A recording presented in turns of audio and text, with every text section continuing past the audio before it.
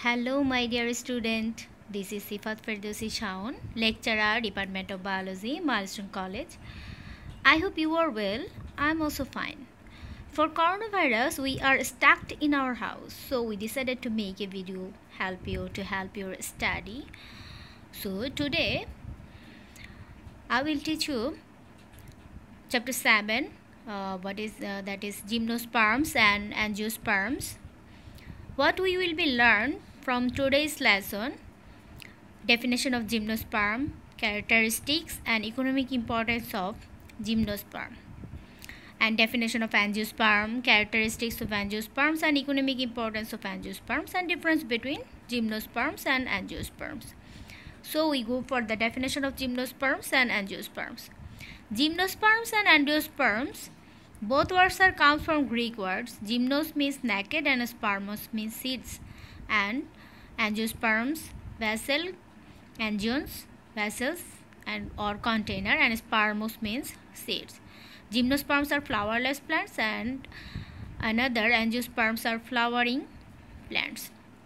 Here are some examples of gymnosperms like cycas, ginkgo bilobas, natum, etc. are examples of gymnosperms, and some examples of angiosperms like all types of flowering plants, Oryza sativa, Nymphea nogali, Mangifera indica, all kinds of flowering plants are angiosperm. So here we go for characteristics of angiosperms. Angiosperms are sporophytic, that means diploid. It is differentiated into root, stem and leaves. And number 2, they have vascular tissue system. Number 3, the organization of the microsporophytes, that is stamens, and megasporophytes, that is scarpels, into a structure called the flower. Number 4, ovules are always enclosed in an ovary. Number 5, production of two kinds of spores. That's why angiosperms are heterosporous, because microspores and megaspore, two kinds of spores are found in the angiosperms. Number 6, insect pollination occurred. Number 7, the male cells gamete are non-ciliated, that means they are non-flagellated. Number 8, female gametophytes lacks any extensive development of vegetative tissue, that egg apparatus cell, 3 antipodal cells, 2 polar nuclei in the center of the embryo sacs are present. Number 10, the seeds remain enclosed in the ripened ovary called the fruit. Number 11, that is very important characteristics for the angiosperms and exam, double fertilization. Here occur double fertilization. Double fertilization means involves two sperm cells. One fertilizes the egg cell to form the zygote, while the other fuses with the two polar nuclei that form the endosperms. The endosperm develops after fertilization, so here endosperms are triploid. Angiosperms are two types, monocots and dicots. Here we see some characteristics. Monocots have 1 cotyledon, dicots have 2 cotyledon, and floral parts are 3, and dicots have floral parts 4 or 5. Leaf venation is like parallel, but dicots have net-like or reticulate-like leaf venation. Pollen grain has 1 pore or furrow, and dicots pollen grains have 3 pores or furrows. Then we go for the characteristics features of gymnosperms. Gymnosperms also sporophytic, it is perennial and woody. Some of these are very large. Sequoia sempervirens is the tallest gymnosperms, and Jamea pygmea is the smallest gymnosperms.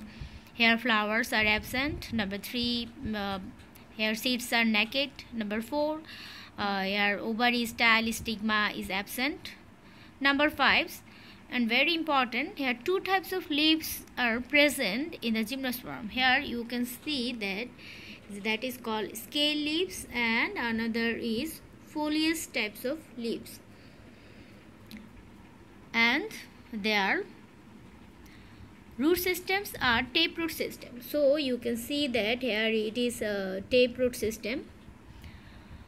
Then we go for our next slide. It is stem, actually stem of gymnosperms, erect, tall, cylindrical, woody and branched, and that is branch are monopodial and excurrent.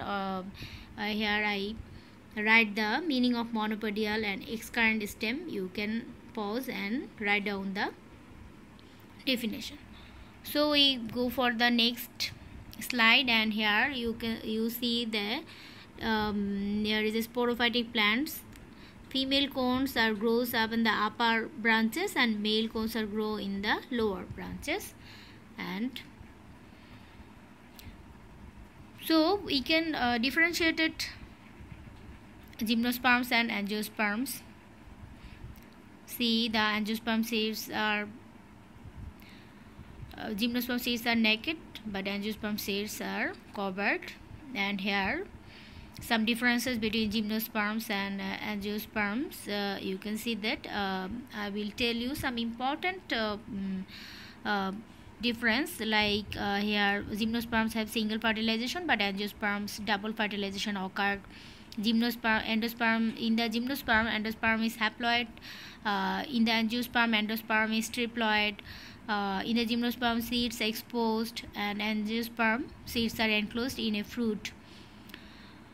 And sepals and petals absent because of in the gymnosperm flowers are not present, that's why sepals and petals are absent.